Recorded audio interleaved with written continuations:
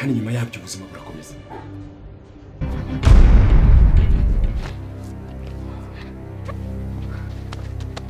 Mama Jasmine.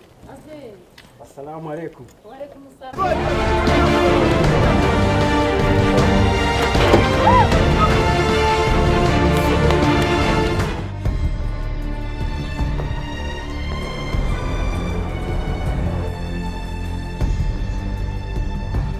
Abenshi bakoresha amafaranga rutayobungutse cyangwa se bagashora mu bitagira umumaro. Habaye iki?